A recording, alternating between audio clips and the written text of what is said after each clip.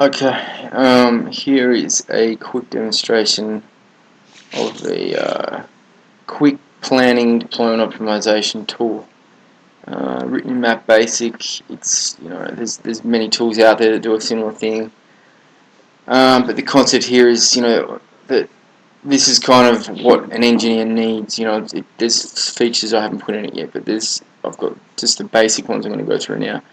And it's what you can do. You can probably achieve 90% of the things you do in your job as a radio engineer with this tool much faster and much more quickly and more efficiently than you would do without it, and much faster, more efficiently and quickly than you would do with some of these complex planning tools, post-processing tools that exist in the market, which are meant to, they're expensive and complicated, and they're probably meant to help you, but in the end they don't. They end up just making life more difficult for everybody. So here's a quick demonstration of what they should be doing. Very quick, very simple tool. It's you import a cell database, can be up to 5 different systems in depth. In this case, I think I've got 3 or 4 different systems. I've got a 2G, then I've got 3G systems. I've got like 1, 2, so I've got 3 systems, 4 systems I'm able to import in this particular case. Imports from a text file, imports all your basic sort of parameters, site name, cell name, scrambling codes, PN, BCH, B6, whatever, azimuth, height, down tilt, mechanical, electrical, antenna type, comments, status. So you can, I've imported a database. I'll just click on one cell, which you can just quickly click on a cell and look at what's in there. You can just see here it's got some basic parameters: lat, long, azimuth, antenna height, antenna horizontal beamwidth. That's how wide the pi is when it draws it. The radius, that's the object size in meters. Height, mechanical, electrical, down tilt. Status, which you can predefine. You can define as many statuses as you want. And comments, so you can keep a database of comments. So you can import all this data as well as neighbors. You can import neighbors. And you can export it. Easily import it and export it to another text file, edit it, re-import, or use it to update other tools. I mean, even something as simple as that, a lot of planning tools can't even do that properly. I mean, some can, some can't. Some, like say, take Asset. You try and import, export from Asset. It keeps pushing stuff out in different formats. It's not a very easy, user-friendly tool in that sense. Just a simple thing like that can make life much, much more easy for you as an engineer. So let's go through some of the basic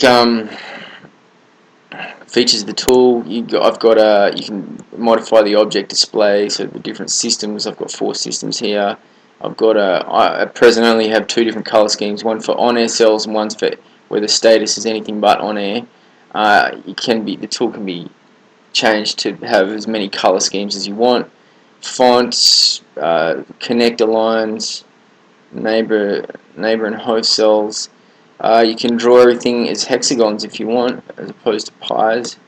Again, I'll redraw the whole screen and show you what that looks like. Obviously, depending on the size of the database, these things can take shorter or longer times. Okay, so this is drawing everything as hexagons, just for if you want to do hexagon analysis, good for quick planning and things like that. Normally I have it in just pies mode. Set thematic map display, so you can edit things when you showed. I'll show this later in the drive test data mode. You can change the thematic display, whatever it's RSSI, RSCP, those different things. Status, you can go and add statuses. Again, it just whatever test status, you can do that to customize whatever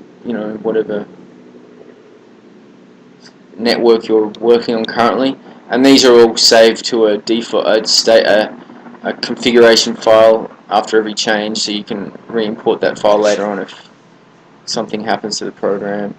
Site templates, again, you can create, edit site templates, where you can just specify a particular type of cell, which you can then use for planning.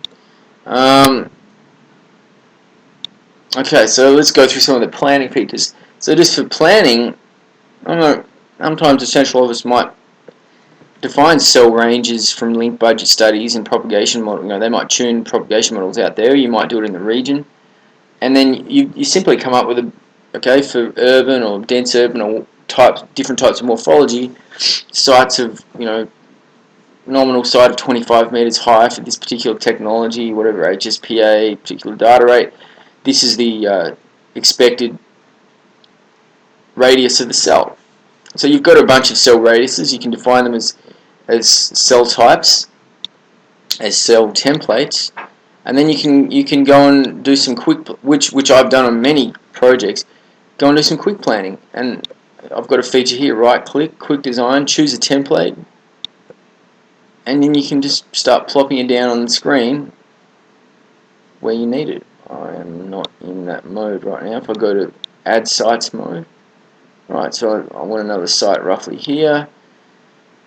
You can move, so you can add a site, you can move it around, you can shift sites, you can change the mode from quick design to add a snap to grid feature, which then it will will automatically snap it to the grid. And this might just look like, well, okay, so what? I mean, so some planning tools do this, some don't. Some do it easily, like the old Planet used to do that, but a lot of tools nowadays don't even do simple things like this. I developed this just out of necessity. I've done some projects where I needed to do a quick design. I know my link budget, I've got my link budget radiuses, cell propagation. My radiuses of cells worked out from link budget analysis and propagation studies, and all the details that, don't need to be known by the planner necessarily. And I've come up with a bunch of cell configurations, and I want to just plop down sites in a city so I get proper coverage. So this tool helps me do it in 1/10 the time it would take me if I messed around with an actual full-blown planning tool and all the details in there.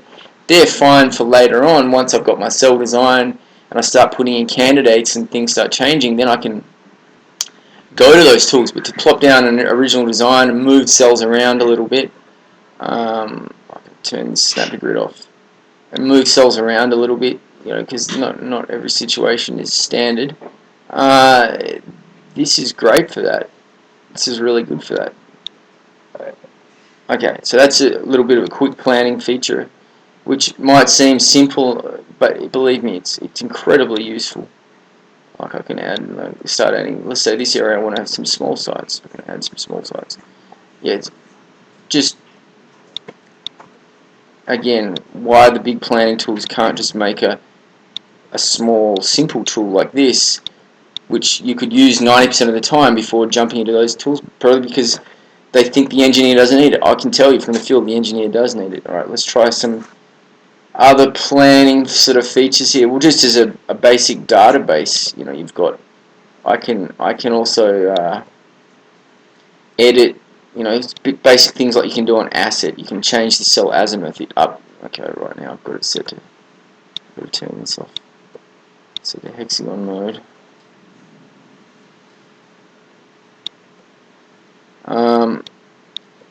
Let's say you want to change azimuths of cells on the fly. Again, some quick design. You can do it in the tool.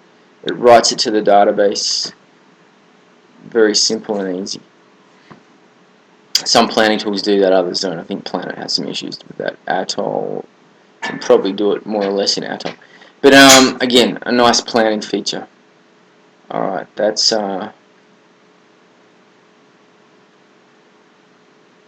other thing it can do is enable this planning. So once you've got a site in there, a network, you can import the cells, and then you can go to display the neighbor list. You want to visually see the neighbors. I can just click. I haven't got any neighbors defined in here right now. I might have some for this cell. So this cell, I can click on it. You can visually see the neighbors. Again, planning tools don't even have a nice way of showing this. Some do. Some show it, but it's not very nice. This is very simple. I can take off my underlay map here so you can see it more clearly.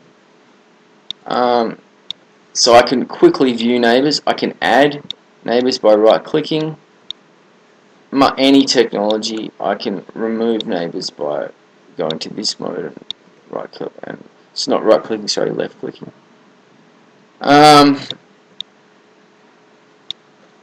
You know, simple, looks good, works, and after this I can export a change request file. It gets written to the database, so I can export the database, or I can export the change request file, which just has the changes I've made.